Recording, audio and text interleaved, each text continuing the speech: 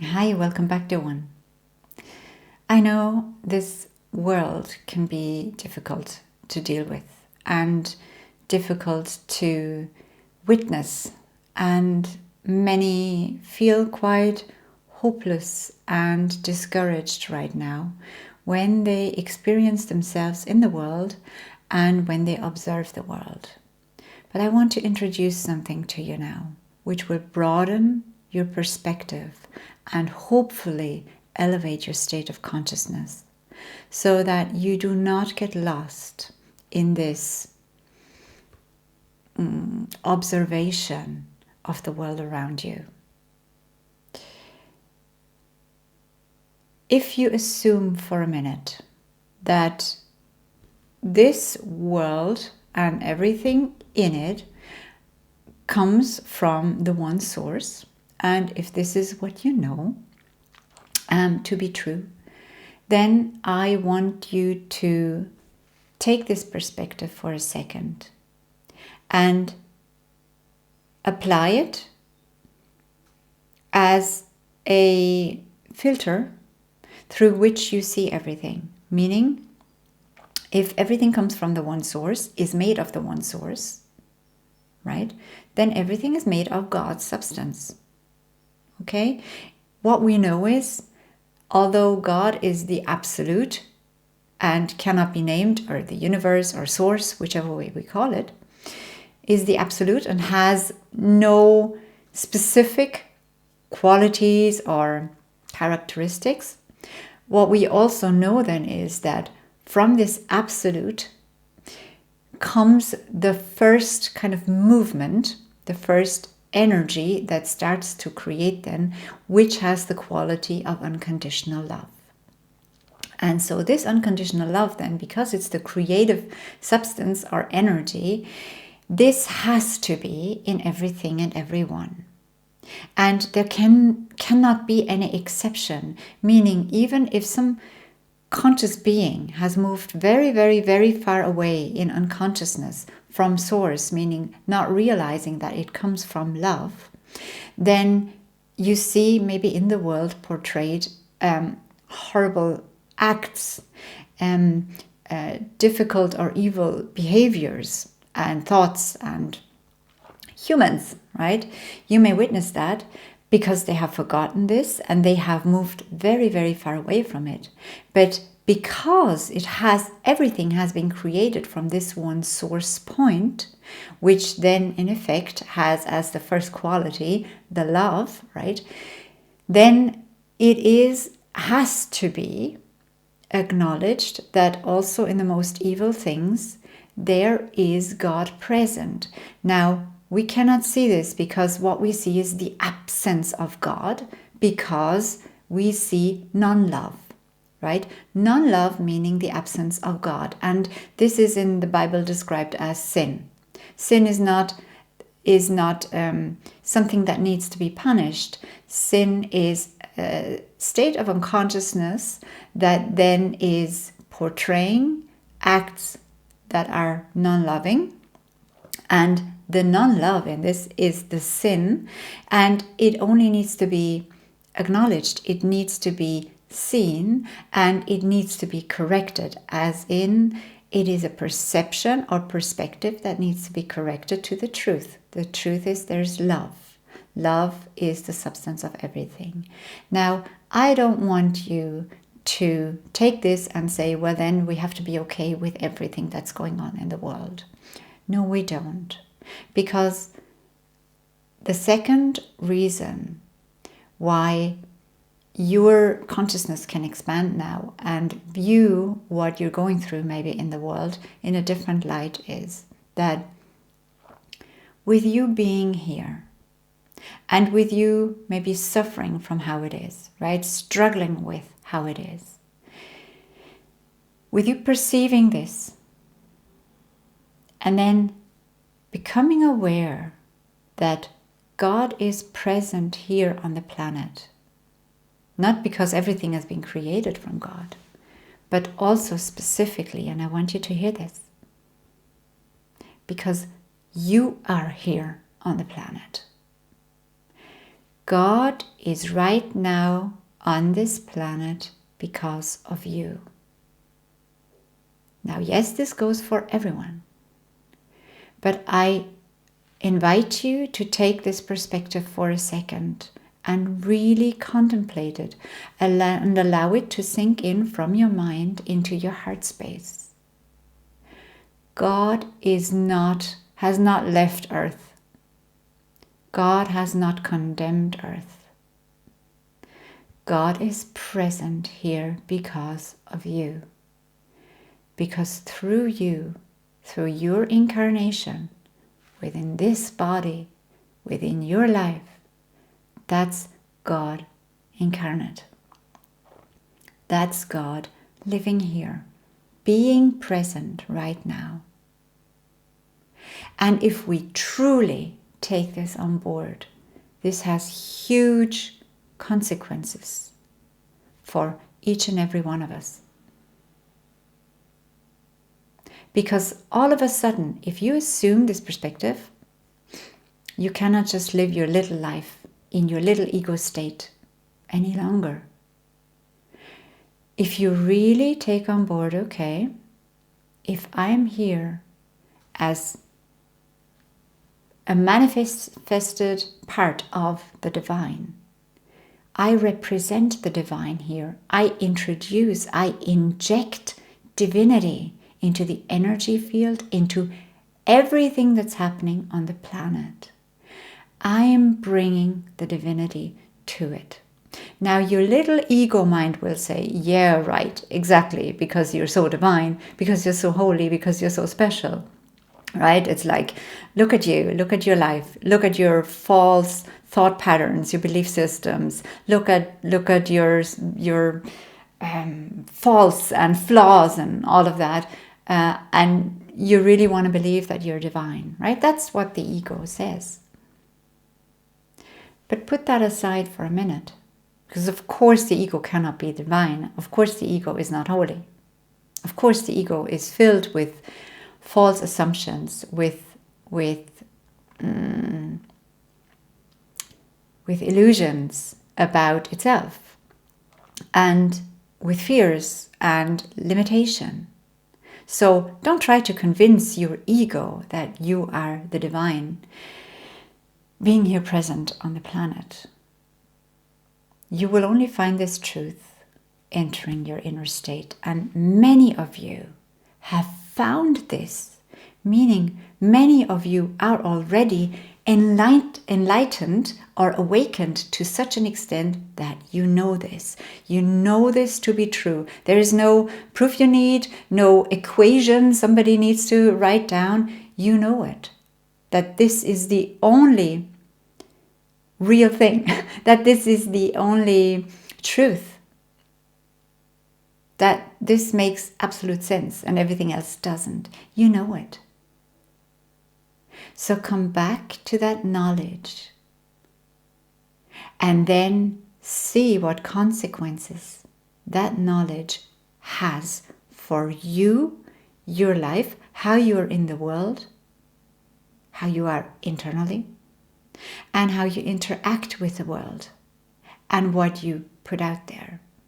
Because as soon as we start to see ourselves as the representation of the divine here, not like, oh yeah, the divine came down 2,000 years ago in the form of Jesus and since then has not been here and hopefully he'll come back at some stage. That's not what Jesus said, that's not what Jesus taught, and that's not what this is about.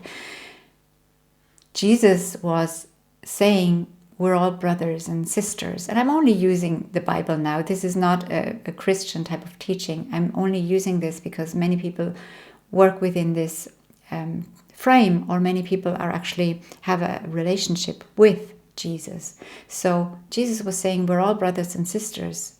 What I can do, you can do. And we all need to realize that we're children of the Father. Not just him, but all of us. Meaning we are all divinity in incarnation.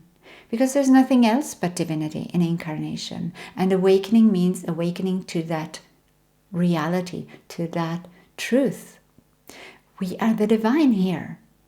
Yes, we are also in human form here. And now that's the other aspect. Many people have the concept that as soon as you are awakened or enlightened, you have it all figured out. You don't behave in human ways anymore. You only behave in like divine ways, whatever we think this should look like. Okay? And this, and I just offer this as something to think about. You can see for yourself if this resonates or what you do with it. This can be a misperception holding you back from living your divinity. Because what happens when people awaken to this truth? And so many already have awakened. They're still thinking, I'm searching for enlightenment and so on and so forth, but they already are enlightened. They already have found the truth. But because they have a kind of a vision of what the enlightened human should look like, behave like, talk like, and it's not what they experience themselves to be. They think, oh, I'm still looking for enlightenment. But they have realized it. They've realized the truth already. And if that's you, I want to invite you now to actually express and live your divinity through your specific limitations. Because what happens after you awaken? And by listening to humans who have awakened, right? Listen to their stories.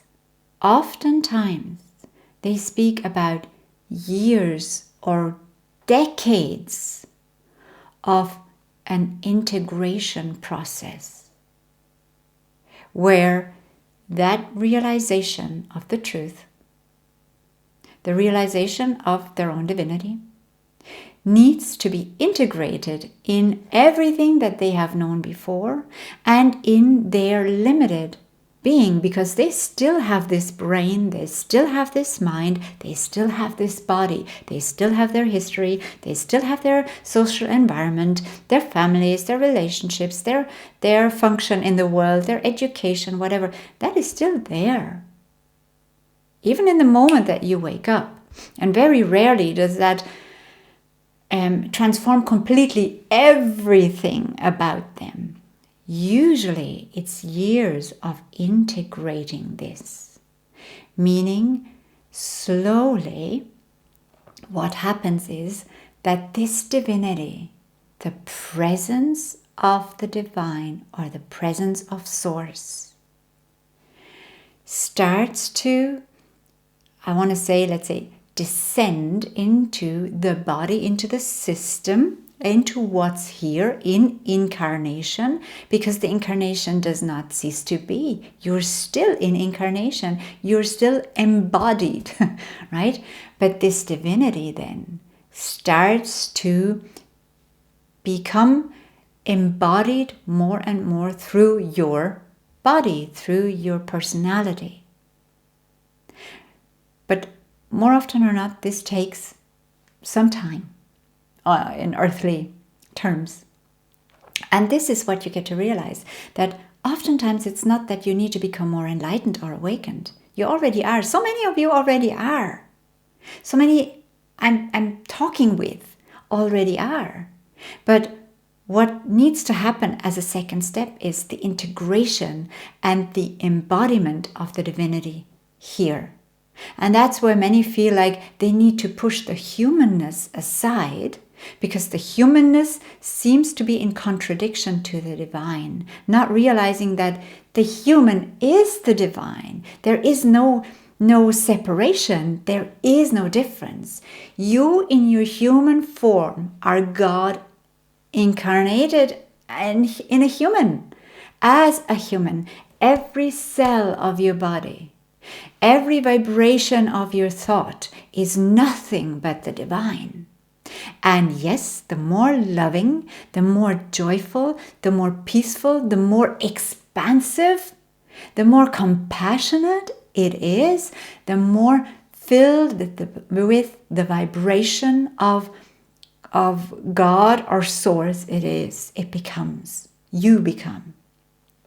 The less that's the case, the less of the divinity is noticeable here or being transmitted. So in the end, this is also kind of an image that you can take with you, that you see yourself as the transmitter of the divine frequency, the divine consciousness, source consciousness. That's kind of how you can see yourself, as this apparatus, if that helps you.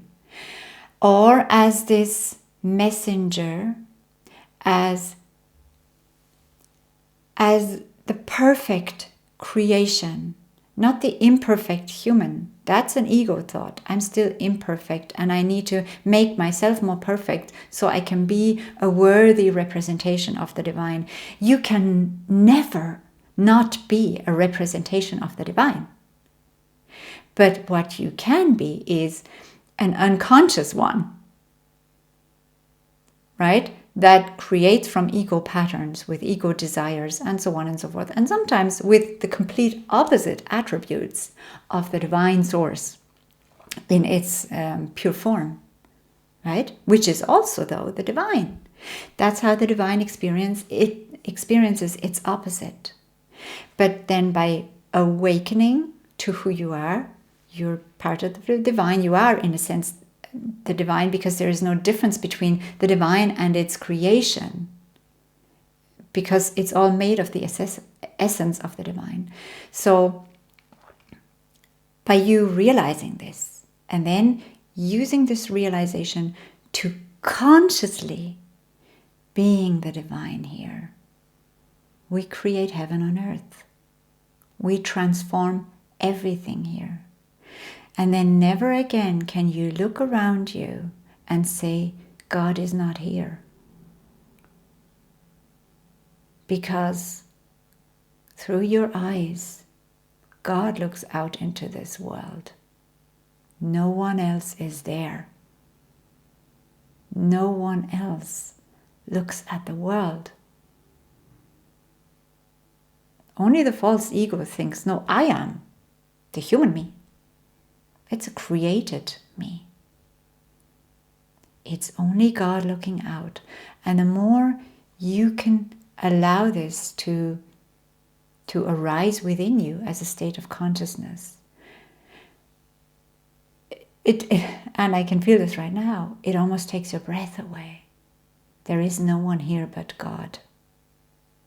And yes, your human persona may not always reflect this in the way we think God is, or the divine is, or love is, right? Because oftentimes it's very unloving and very judgmental and very dualistic, the way we approach things, instead of unconditional, within, like, including everything and in a non-dual perspective, loving perspective. But there is no one here but God. And that's why this world cannot be condemned, cannot be forsaken, cannot be godless. Simply because there is only God here. And if you cannot see it out there, sometimes it's easy to see it in nature, or in animals, or in children, in innocence, or in joyful moments. Sometimes it's very difficult to see it within us, because we have been so conditioned to see our flaws from the ego, the constructed self, the identified self, with all our stories and all our shortcomings. Yes, it's hard to see ourselves as divine, but I assure you there is nothing else but divinity here. And the more consciously we live that, the more transformed this world will be. But it starts with us, our consciousness. So I invite you now today to walk the path. If you have already awakened to this truth, right, to start the integration process or move further along the integration process and truly live as the embodied divinity here, as the human divine you are, or the divine human you are. Not making this distinction anymore all the time between that's my flawful self and that's my divine self. It is all the divine. experiencing itself as impatient or as unloving or as flawful or as, mean, anything, any limitation, any characteristic can be looked at and seen. This is how me as the divine experiences this. And I experience, for example, you can take this, if you experience yourself during the day being mean, right, with someone, or being unloving or unkind with someone in some situation, and you notice it, and you have this feeling within you that it's like, oh, I wish I'd done this differently. That is an unconscious, identified part of the divine, right? Experiencing itself in the unconsciousness, in the limitation, and then there is the awakened part of the divine seeing it. Now, if that part of the divine judges the other part for being unconscious and for being unkind, it's not the divine. It's still another layer of the ego, the identified self. Because you as the divine, then, you can see this. You also see that this is part of the divine experience. And you include everything and you embrace it with your non-judgment. Because you see, I can only experience this awakened state of consciousness by experiencing this limited state of consciousness. How wonderful is this? And then you get to choose.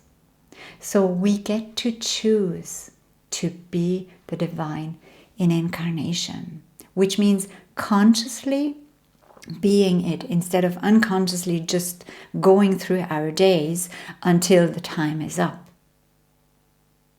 So what you get to do now today is be God. Be God, meaning be love. Be love in incarnation. And by this, you are blessing for yourself and for the world. In every second that you're here as conscious divinity, you bless this world. This makes me emotional, as you can see. With you being here, with us being here, we're the creator who's here, and we get to create heaven on earth by us sharing our divinity, sharing the expansiveness, helping each other to see it, helping each other to awaken to this, and then sharing this love, sharing the compassion, raising our vibration to our natural vibration, which is divine joy and peace and unity and celebration and love. And despite whatever is going on out there, this is the truth. And whatever is going on out there oftentimes deliberately tries to hold us in low frequencies, that we do not see this, that we do not realize this, that we stay away from actually living this. Because once you see this and you start to live it, you embody it, you integrate this realization, you become invincible because you're God on earth. And earth is God. So you are with you. There is no enemy out there anymore. There is no oppression anymore. There is only freedom because it's all you. And it all wants to be expressed. It all wants to be expressed. Love wants to be expressed through you right now. That's all you need to take care of. Express the love you are through you today, in this second. And I thank you for listening to this if you're still listening. I appreciate that you're still listening, because by sharing our perspectives and our realizations, we expand this field of consciousness. We expand this level of consciousness on the planet. So I thank you. I appreciate you. Let me know in the comments below if this is helpful and useful. And I bless you for today. I bless us for today. Go and be divine today. And we'll talk again next time if you want to.